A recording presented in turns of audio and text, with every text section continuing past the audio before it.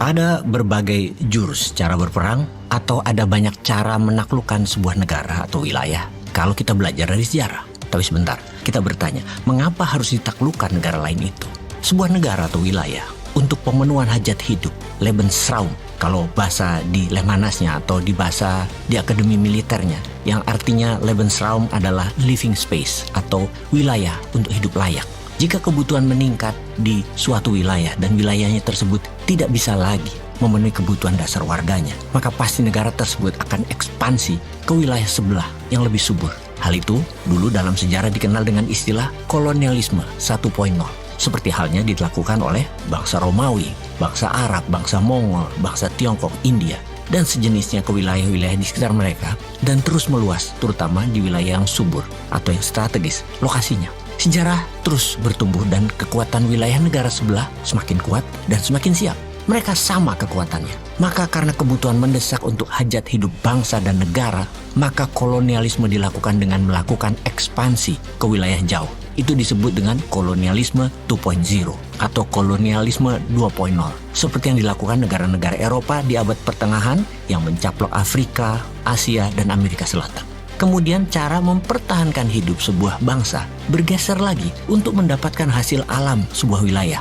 Wilayah tersebut tidak perlu ditaklukkan, namun cukup pemimpinnya saja ditundukkan pada suatu negara atau oleh negara dikuasa. Maka militer dipakai, operasi intelijen dipakai. Seperti dalam 60 tahun terakhir terjadi di dunia ini, di mana 80% perang terjadi di negara penghasil fosil oil. Karena Amerika ingin kendalikan minyak bumi. Dengan propaganda, you control food, you control people, you control oil, you control nation. Itulah apa yang Amerika lakukan dalam 6 dekade ini hingga saat ini. Hal itu semua disebut kolonialisme 3.0 atau 3.0. Penggunaan militer dalam kolonialisme 3.0 juga mengendalikan opini media, kendalikan lembaga multilateral seperti PBB, IMF, dan lain sebagainya. Kemudian kendali currency, yaitu harus pakai dolar. Kolonialisme 3.0, kalau hendak menaklukkan sebuah negara sebelum langkah militer diambil, operasi intelijen untuk kendalikan hukum negara yang ditarget, kebijakan parlemen dan pemimpin negara yang ditarget, kendalikan medianya, kendalikan persenjataannya, dan kendalikan pejabatnya. Terutama didesain siapa pemimpin tertinggi negara tersebut harus sesuai dengan maunya negara dikuasa, yaitu maunya Amerika. Negara lain, sekutu Amerika, juga melakukan hal yang sama, yaitu mempraktikkan kolonialisme 3.0 seperti negara Prancis, mengendalikan lebih dari 17 negara Afrika atau lebih dikenal dengan nama negara-negara Frankafrik. Negara Inggris bisa kendalikan negara-negara Commonwealth, negara jajahannya, yang harus terus pro-Inggris. Juga Amerika, mengendalikan negara sekutu dan negara lainnya yang menghasilkan sumber daya alam yang banyak. Kolonialisasi 3.0 puncaknya adalah dengan operasi militer atau dengan bahasa lain military approach, pendekatan militer. Di mana kita semua tahu bahwa militer itu punya banyak dimensi seperti military warfare, intelligent warfare. Untuk memainkan geopolitik dunia selalu di bawah kendali negara adikuasa dan sekutunya.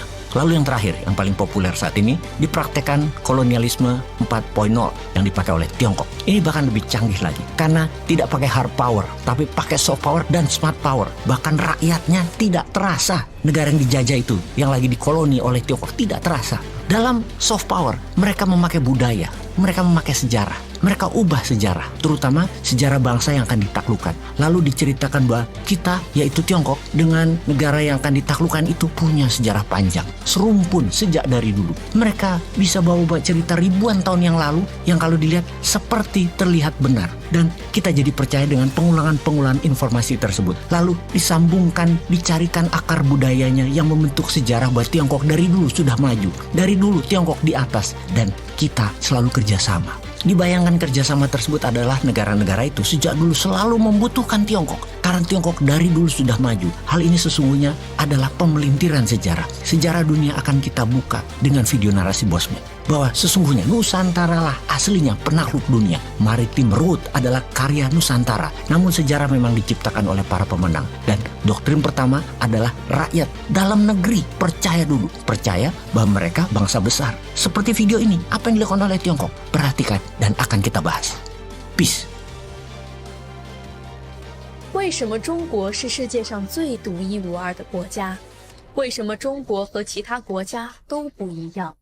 首先，从实力上面来说，5000年前我们和古埃及人一样面对洪水， 4000年前，我们和古巴比伦一样玩着青铜器；3000年前，我们和古希腊人一样思考哲学；2000年前，我们和古罗马人一样四处征战；1000年前，我们和阿拉伯人一样无比富有；现在，我们和美利坚人一决雌雄。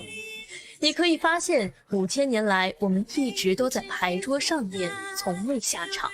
但是对面的对手却换了一轮又一轮。接着再从地理位置上来说，我们不像美国，南北无强敌，东西面大海；我们也不像欧洲老牌国家，喜欢集体抱团；我们更不像日本、韩国，谁强我就跟谁混。当然，我们也不像中东国家，遍地是石油，挖都挖不完。从文化层面来说，我们中国作为4大文明古国之一，我们是唯一一个绵延5000年文明却从来没有中断过的国家。不管是从文化、历史、传统，中国都是世界独一无二的。但是在我看来，中国这么强大的背后，是因为每个中国人都无比强大。因为中国人始终相信2种最浪漫的事情，就是每个中国人都无比坚信教育的力量，还有每个人都深深地爱着这片土地。你会觉得非常有意思，一个英国人去了美国，他变成了美国人；一个法国人去了美国，他变成了美国人。但一个中国人无论走到世界上任何地方，他骨子里面还是一个中国人。因为中国文化是非常非常包容的，判定你是否是个中国人的标准，是因为你的文化认同感。只要你认同中国文化，你就是个中国人。最后我想说，这5000年来，什么风雨，什么困难，我们没见过，不都迈过去了吗？你不管怎么样，要对咱们自己有信心。